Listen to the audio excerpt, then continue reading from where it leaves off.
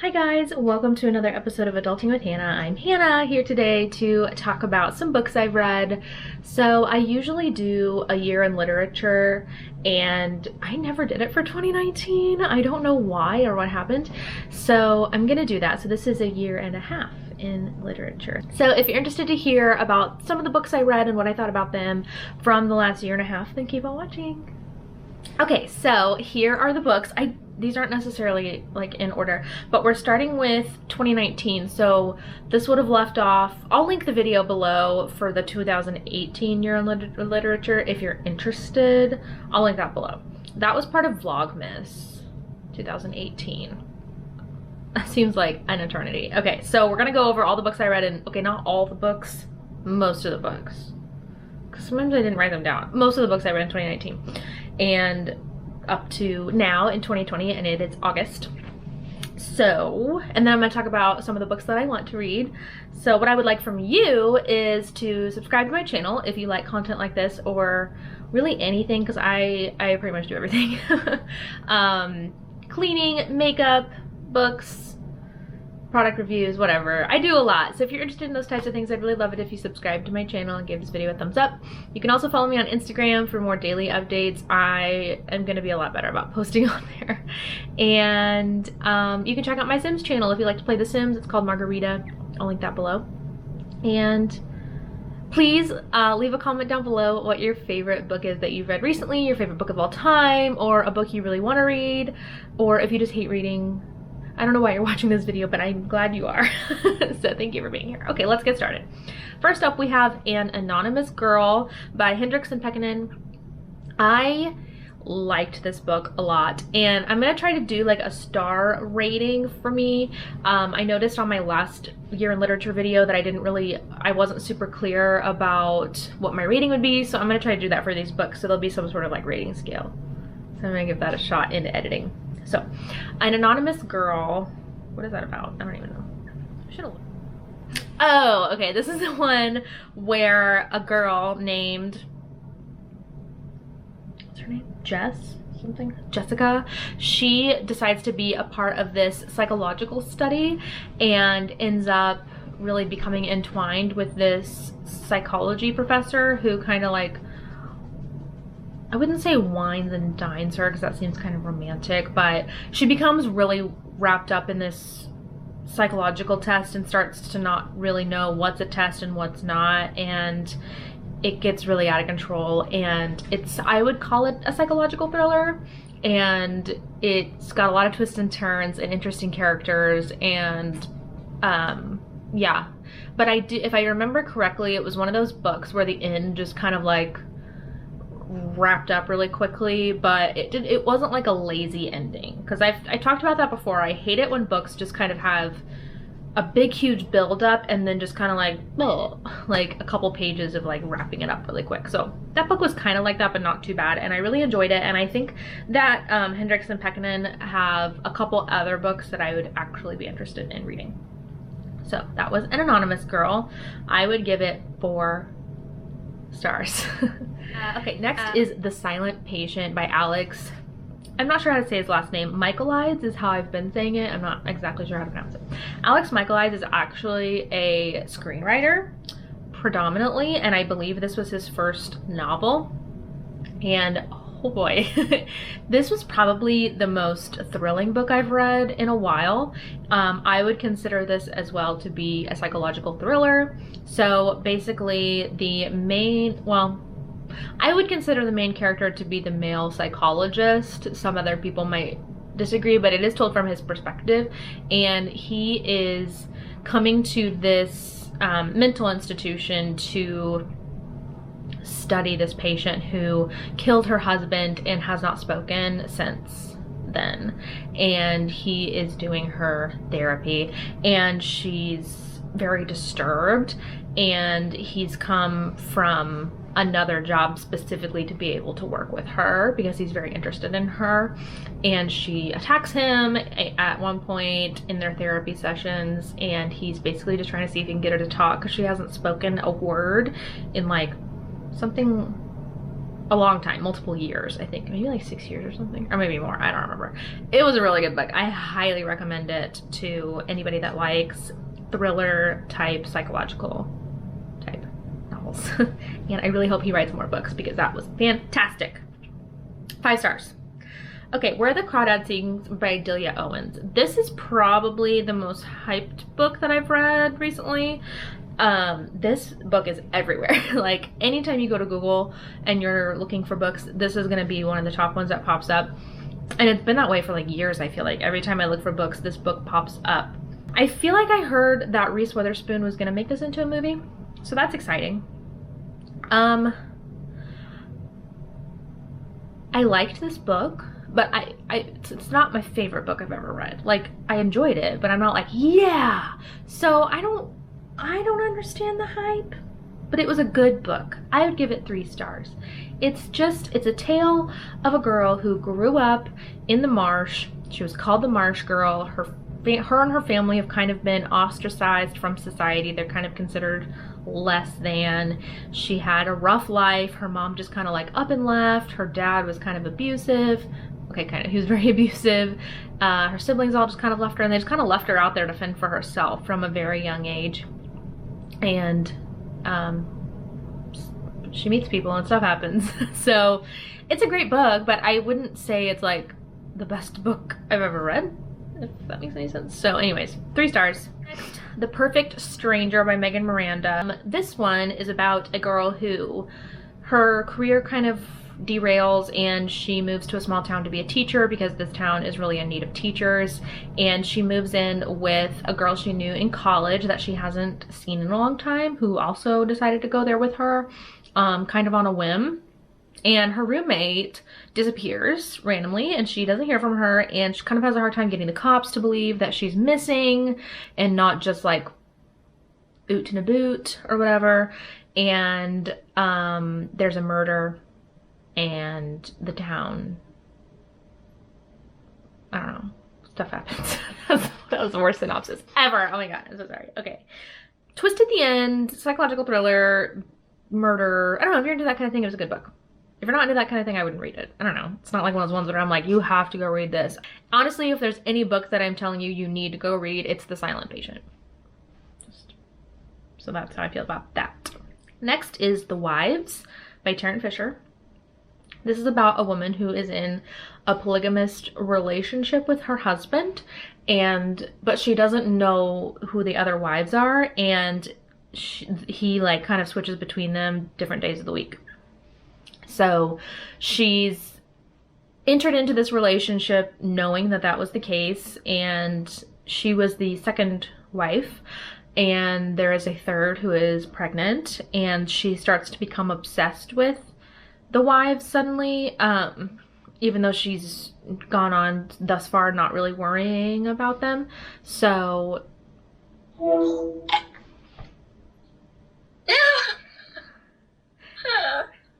hey girl. Hey, I'm filming a video.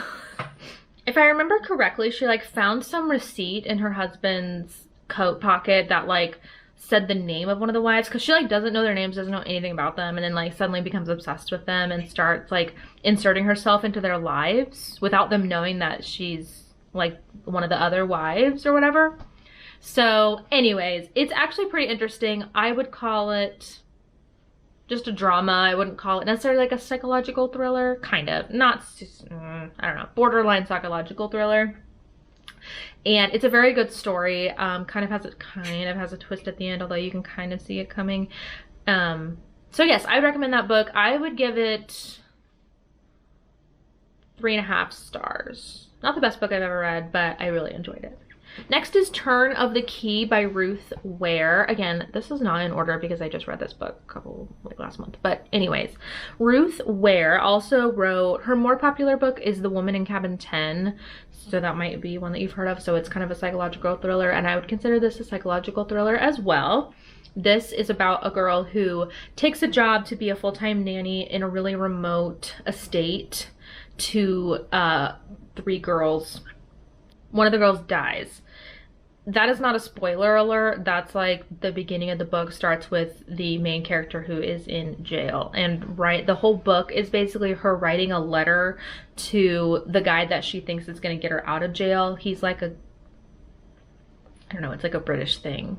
Kind of like a lawyer, I guess, sort of person, but not a lawyer. I don't know how it works. It's like some English British thing. I don't know.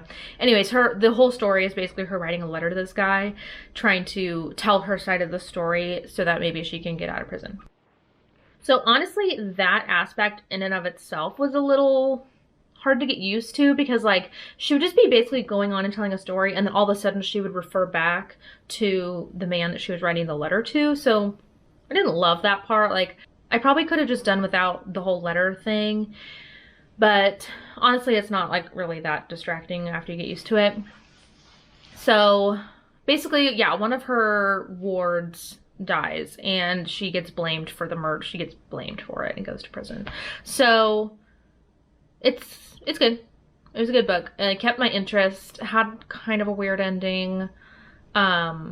Not the best book I've ever read. If I had to compare her two books, I would prefer The Woman in Cabin 10, I think. But this one was pretty good. If you like psychological thrillers, I'd give it a read. It was a pretty easy read, so I didn't feel like it was a waste of time, and I'd give it 3 stars. Okay, next is The Couple Next Door by Shari Lapena? Shari Lapena. So this is about a couple that goes next door to have a dinner party, and they leave their daughter at their apartment, like it's like an adjoining townhouse, I think, sort of thing. And they leave their daughter and they're going over and checking on her, and then at some point the daughter is taken and goes missing, and there's like a ransom, and they don't know what happened to her, and the parents' stories aren't matching up, and this would be kind of like a mystery thriller, I guess you would call it. It's got a twist. It's pretty predictable but still entertaining. The ending is like good. It wraps everything up. It's not disappointing from what I can remember. Overall, a good book. I'd give it 3.5 stars. Okay, next I have 2 books by Catherine Hughes. When I left off my last year in literature from Vlogmas 2018, oh my god, so long ago, I had talked about how I was reading one of Catherine Hughes' books, The Key, but I hadn't finished it yet. So to give an update on that, I loved it because I read her 2 other books. I don't know that this is her only 2 other books, but she has 2 other books. One's called The Secret and one's called The Letter. They are not a trilogy or anything. They are separate books. And they are just very delightful to read. If you like a good, interesting, character-fueled storytelling experience that doesn't require a lot of thought or anything, just to be entertained, then I really think you will love these books. These books, the reason I read them was because they were like $1.99 on the Kindle store, and they might still be. This was about a year ago, so I don't know, but they were really cheap, and I was like, well, I'll just give it a shot. It was recommended on the Kindle store, and I'm really glad I read them. They are all completely different stories. I believe they are all set in the UK. So I had already given the synopsis on The Key, so if you want to hear that, go watch the video that I linked below that I was talking about. So let's talk about The Letter. Anyways, it's about a woman. She has an abusive husband. She basically works all the time to avoid him. She volunteers at a charity shop, finds a letter in a pocket of a man's suit jacket that he donated, finds out it was destined for a woman who he was in love with or whatever, and this main character decides to track down the lady and figure out what the letter meant and just distract herself from her life by going down this path of figuring out who these people are. Like I said, totally fluff. Just, I wouldn't say mindless, because it's very entertaining and I enjoyed them quite a bit. So if that's something you're into, I really think you would enjoy these books. So the other one is The Secret, which if I remember correctly, this one was my favorite. Hello? Hello. Hello. I am very hungry because I didn't eat last night. Oh. So what are we thinking? Okay, so The Secret is a woman whose son is sick and she needs to find out how to give him the cure, and she needs to find out about her parentage, but she's adopted, and so there's a secret that people find out. I don't know. I'm not really selling these books, and I'm sorry. They're good. Just read them. do you want? I don't know. I'd give them all 3 of the Catherine Hughes books that I've read, The Key, The Secret, and The Letter. I would give them 4 stars. 4.5 stars. 4.5 stars. Feeling generous. Okay. I would recommend them. Next, Ask Again Yes by Mary Beth Keane. This one is on here, but I did not read it. I picked this book for our book club. I'm in an actual book club, and this was one of the books I chose for book club, and I thought it was going to be similar to Little Fires Everywhere, which I did read for book club and loved, and if you haven't watched the Hulu series, you should. But so I think it was partially because the covers look very similar, like the actual book cover looks very similar, but the synopsis kind of felt similar to me as well, like just the summary. So however, once I got through the prologue, it was just one of those books that I really just felt like I had to force myself to like trudge through. And I don't know why. I can't pinpoint why, but actually a lot of our other book club members felt the same way. So it wasn't just me. So I wouldn't recommend this book. I would give it 2 stars, and I do feel bad saying that because I didn't read it, but I think that really says something that I literally just could not force myself to read this book. So, okay, so those are the books I read. I know I left some out. I just can't remember. I tried to look through my Kindle library, but some of them I purchased, couldn't find them. I've moved, actually. You might notice a different background. I've moved houses, and I've had a horrible time of finding things. I'm usually pretty good about it, but man, I can't find anything. I can't find the camera batteries to my normal camera. I'm filming on my freaking GoPro right now, which is just janky. So if the quality is less, I apologize. I'm doing my best. I'm trying to get content out, but I haven't been able to find any of my equipment for like ever. That's why I haven't posted a video in so long. So anyways, those are the books I've read. I'm going to talk about some of the books that I want to read.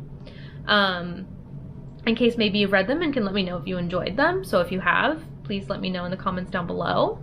So first up, I'm currently reading The Rules of Magic by Alice Hoffman. So this is actually a prequel she wrote to Practical Magic, which you might recognize as a really popular 90s film with Sandra Bullock and Nicole Kidman, I think. I haven't actually ever seen it. Really popular movie though, I think. And so the book by Alice Hoffman, Practical Magic, was written in like 93 or something, and then in 2017 she wrote this book, The Rules of Magic, which is the prequel to Practical Magic. So I've been reading that. I've really enjoyed it so far. I think I'm only like 14% or maybe 20% through on my Kindle. So far really enjoying that. Next, I have 2 Leanne Moriarty books. I thought that I had read all but her latest novel, but I had missed one. So 3 Wishes by Leanne Moriarty I haven't read, and 9 Perfect Strangers, which is her newest one, which I believe came out in 2018 in the fall, because I was talking about it in my last video about books. So those 2 Leanne Moriarty's, because I want to finish all of hers because I love her novels. If you haven't read them, I would recommend all of them. The Girl Who Lived by Christopher Grayson. I don't even remember the synopsis for this, but I was reading through books, summaries on Goodreads probably, and thought it sounded good. And then Pretty Things by Janelle Brown, and The Guest List by Lucy Foley. So those are my current TBRs, if you will, in the book community. That's what we call them. And so if you've read any of those, please let me know what you think about it. If you haven't read any of those, that's fine. But thank you so much for watching this whole video. Again, please subscribe if you haven't already. I would love it. And I will see you in my next video. Bye!